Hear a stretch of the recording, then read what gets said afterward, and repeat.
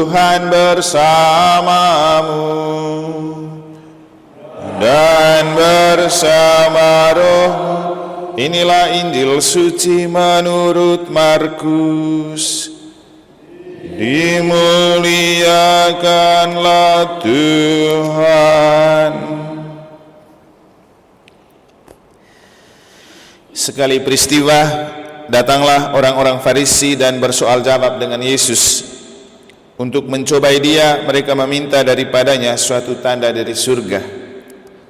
Maka mengeluhlah Yesus dalam hati dan berkata, "Mengapa angkatan ini meminta tanda?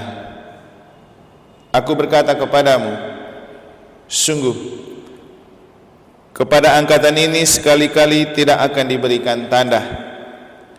Lalu Yesus meninggalkan mereka, ia naik ke perahu dan bertolak ke seberang.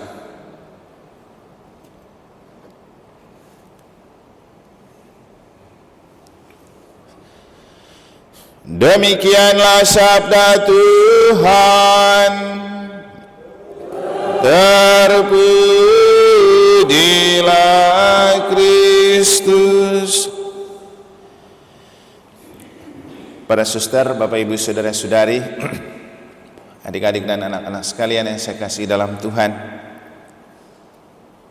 hari ini kita merayakan Ekaristi untuk mendedikasikan kepada mereka yang sakit dan menderita. Perayaan yang sebenarnya harus kita rayakan kemarin pada Minggu 11 Februari. Namun karena kemarin kita merayakan Imlek, dan saya rasa fokus kita tidak pada merenungkan penderitaan ketika kita sedang merayakan Imlek.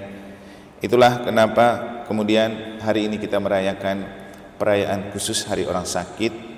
Selain untuk pertama dan utama kita menghargai dan membawa mereka ke hadapan Allah secara khusus, juga untuk kita memaknai apa arti sakit atau penderitaan bagi hidup kita. Hari ini Injil berbicara tentang kekecewaan Yesus pada mereka yang meminta tanda. Yesus kecewa karena mereka mengapa harus meminta tanda. Kalau sejak coba kita telusuri lebih jauh, sebenarnya tanda apa sih yang mereka minta? Makanya Yesus tidak mau layani. Bisa jadi karena judulnya mencobai, maka tanda yang dimaksud adalah bukti untuk menunjukkan kalau Yesus itu putra Allah, kalau dia punya kekuatan ilahi, kalau dia betul seorang penyelamat. Yesus tidak mau memberikan tanda karena sudah terlalu banyak hal yang dilakukan oleh Yesus untuk menunjukkan kalau dia memang anak Allah, putra Allah, penyelamat. Banyak orang sakit disembuhkan, orang kerasukan setan dibebaskan, bahkan membuat mujizat-mujizat. Memberi makan 4.000 orang cuman dengan 7 roti dan 2 ikan, dan masih ada banyak lagi. Kalau saja orang-orang ini melihat hal-hal itu, memang tidak perlu mereka meminta tanda. Tapi kalau kita coba menghubungkan kembali dengan apa yang dikatakan oleh Rasul Yakobus dalam bacaan pertama, mestinya tanda itu selalu ada di dalam diri dan hidup kita, karena tidak pernah orang itu tidak pernah menderita dan sakit. Maka penderitaan dan sakit bisa menjadi sebuah tanda untuk menunjukkan bahwa Tuhan ada atau tidak, dia peduli dengan kita atau tidak. Rasul Yakobus bahkan menulis bahwa saudara-saudaraku, anggaplah sebagai suatu kebahagiaan apabila kamu jatuh ke dalam berbagai-bagai pencobaan, karena ujian terhadap imanmu itu menghasilkan ketekunan. Jadi menderita itu cobaan. Tuhan ingin mencoba sejauh mana kita berpasrah dan mengandalkan Tuhan saat kita tidak berdaya. Juga sebuah tanda untuk menunjukkan dan menyadarkan kita bahwa hidup di dunia itu tidak akan pernah sempurna dan tidak abadi. Juga untuk menunjukkan sinyal kepada kita bahwa kita hidup itu tidak sehat-sehat terus, tidak hebat-hebat terus, tidak populer-populer terus. Ada saatnya kita akan redup, ada saatnya waktu kita sudah habis dan kita beri kesempatan kepada yang muda-muda atau yang lebih segar. Jadi tidak harus kita terus. Mungkin Bapak Ibu masih ingat cerita ketika saya pulang dari Jakarta, pada bulan November. Di sana kan saya bertemu dengan anak dari pensiunan polisi yang berteman dengan anaknya Pak Luhut Binsar Panjaitan. Mereka kan Protestan, Pak Luhut ini. Waktu itu beliau sedang ke Singapura untuk dirawat. Dan cerita menariknya waktu itu ketika dia punya anak pergi ke Roma sebagai seorang Protestan, tapi di sana dia berdoa untuk temannya yang Katolik yang seangkatan dengan dia tapi lama sudah menikah dan tidak mendapatkan anak, tetapi setelah doa itu baru mendapatkan anak. Dan dia mengaku bahwa waktu saya ke Roma saya mendoakan khusus untuk kamu di Santo Petrus. Ini orang Protestan yang mendoakan temannya yang Katolik. Yang waktu saya pergi, mungkin ada yang lihat di FB, saya sempat gendong satu anak kecil yang waktu itu berusia 2 bulan. Jadi mereka itu sudah lama menikah tapi baru mendapatkan anak, dan persis sama dengan anaknya Pak Luhut ini juga waktu itu mendapatkan karunia anak. Nah, tadi saya nonton di CNN ada wawancara dari seorang wartawati CNN ketika dia sudah kembali. Apa yang dia bilang ketika wartawatinya bilang, selama ini kok Bapak hilang, kemana? Pada saat Indonesia sangat membutuhkan Bapak, malah Bapak menghilang. Lalu dia bilang, iya saya berobat karena saya sakit, tapi ini baik untuk mengingatkan saya bahwa saya tidak harus sehat-sehat terus, bahwa saya tidak harus kerja-kerja terus. Ada waktunya untuk saya bekerja, ada waktunya untuk saya istirahat, dan bahwa di dunia ini kita tidak akan pernah terus menjadi orang hebat. Kita akan pada waktunya kembali ke pangkuan Allah. Nah, ini salah satu contoh untuk menunjukkan kepada kita bahwa penderitaan itu sebuah sinyal atau tanda untuk mengingatkan kita makna hidup, kekuatan hidup. Bahwa sehebat apapun kita di dunia, sekuat apapun kita di dunia, selimpah apapun materi, kalau sudah sakit, kita butuh Tuhan. Jadi tidak perlu kita cari tanda untuk membuktikan Tuhan itu ada dan berjalan bersama kita dan melindungi kita. Saat kita sakit dan menderita, waktu itulah kita bisa membuktikan kalau Tuhan itu hadir dan tinggal bersama kita. Paus Fransiskus pada Hari Orang Sakit Sedunia yang ke-32 kali ini mengambil tema, tidak baiklah kalau manusia itu tinggal sendiri, dari kitab Kejadian bab 2 ayat 18. Nah, kalau kita kembali ke kitab Kejadian, cerita itu muncul dari ketika Tuhan sudah membuat Adam. Dia kasihan lihat Adam itu tinggal sendiri, maka dibentuklah perempuan bernama Hawa supaya ada yang menemani manusia pertama. Karena kesendirian itu susah. Kesendirian selalu mengarah orang kepada kesepian. Dan kesepian adalah penderitaan yang paling berat sebenarnya.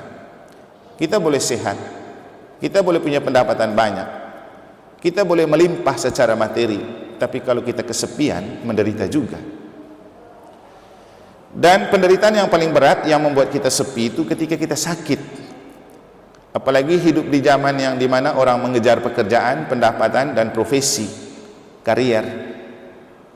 Tidak banyak orang yang peduli dengan orang yang sakit, karena orang akan sibuk kerja, cari pendapatan, cari popularitas dan karier. Sehingga sebenarnya kesepian yang paling besar adalah ketika kita sakit. Nah, ketika kita sakit, siapa yang setia menemani kita? Ketika kita tampak sendiri, disitulah Tuhan. Karena Tuhan selalu hadir untuk orang sakit dan menderita. Dia peduli sama orang sakit dan menderita. Mungkin kita ingat, karena bacaan untuk memaknai hari orang sakit ini sebenarnya bacaan Injil yang telah kita dengar kemarin. Ketika Yesus menyembuhkan seorang penyakit kusta. Kan kemarin saya bilang, seorang penyakit kusta punya penderitaan fisik yang membuat dia harus diisolir, tidak boleh bergaul dengan banyak orang, dan ditelantarkan. Tapi justru Yesus menerima dia. Pertama-tama penerimaan, penghargaan pribadinya sebagai seorang manusia itu adalah penyembuhan terbesar. Setelah itu baru menyembuhkan penyakit fisiknya. Karena Yesus tahu bahwa masalah utama untuk si kusta adalah hidup sendiri. Tidak ada yang peduli, karena memang aturan membuat mereka tidak boleh ada yang menemani. Persis seperti kalau orang COVID di zaman COVID. Jadi itulah penderitaan utama. Mungkin di antara kita ada yang pernah dengar cerita tentang ketika Pak Adi itu disendirikan di rumah sakit, hal yang membuat dia cepat mati. Kalau kita dengar pengakuan dari istrinya sama anaknya, yang membuat dia cepat mati itu ketika tidak ada yang memperhatikan, karena dibilang COVID tidak boleh didekati, sampai dia paksa istrinya waktu itu harus menemani dia, karena untuk cari air minum saja susah. Jadi kesepian dalam kesendirian waktu kita menderita, itulah penderitaan utama. Tapi justru pada saat itu Tuhan tidak pernah membiarkan kita seorang diri. Itulah hebatnya Tuhan. Kita manusia, kadang kita butuh orang dan dekat dengan orang saat ia baik-baik saja. Apalagi kalau dia punya income yang bagus, posisi yang bagus. Banyak orang yang bisa juga dalam arti tanda kutip menjilat, mencari perhatian, mencari muka. Tapi kalau orang sudah drop, sudah gagal atau jatuh, mana orang perhatikan?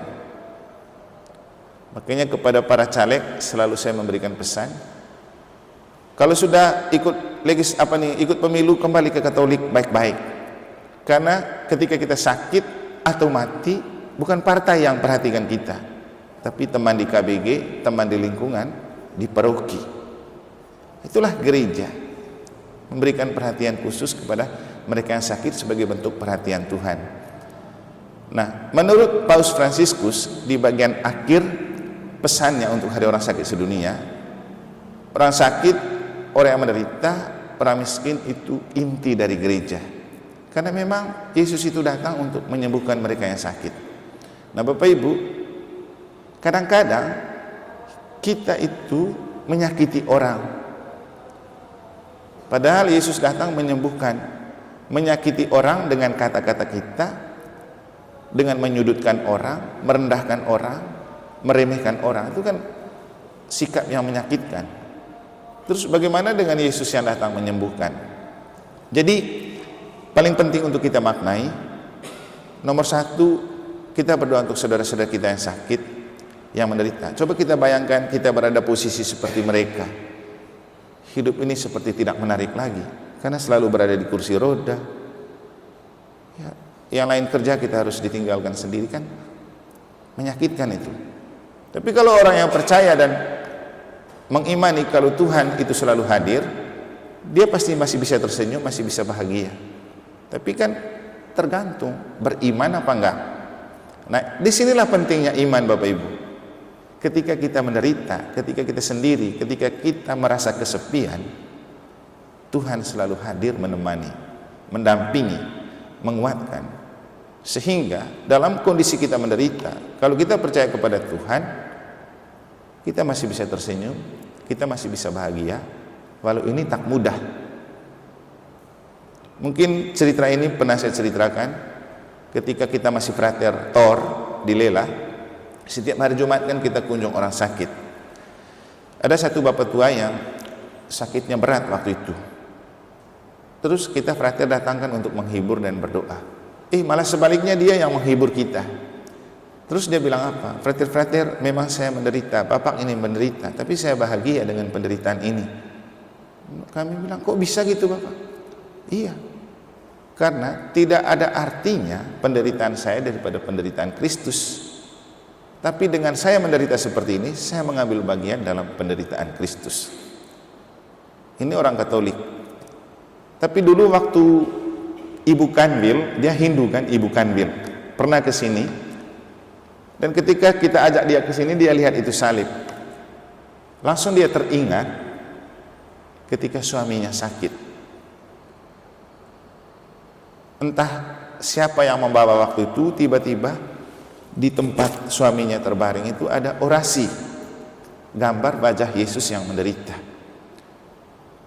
Dia melihat gambar wajah Yesus yang menderita di buku orasi, lalu dia pikir, ini kan Tuhannya orang Kristen, orang Katolik.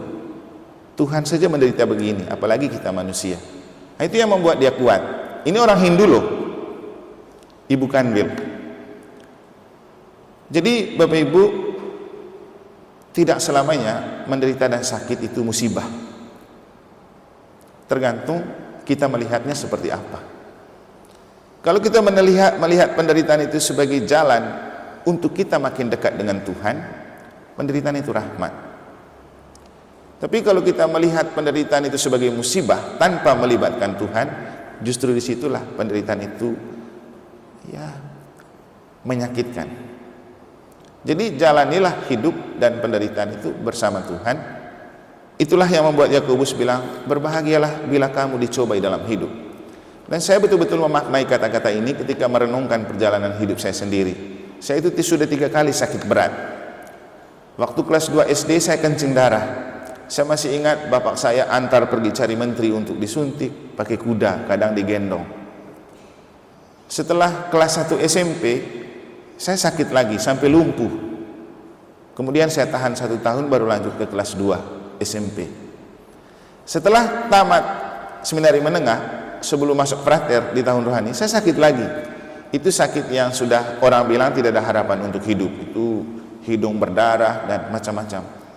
Jadi tidak ada harapan lagi untuk hidup dan orang tidak berpikir saya lanjut ke frater. Tapi sembuh juga. Sehingga sudah 3 kali sakit berat seperti ini, akhirnya membuat saya merenungkan adalah inilah jalan yang harus saya lalui, karena tanpa melewati penderitaan itu tidak mungkin saya menjadi imam. Bapak Ibu, kita tidak mungkin tidak sakit, kita tidak mungkin tidak menderita. Kita pasti akan merasa sendiri dan kesepian ketika kita sakit dan menderita.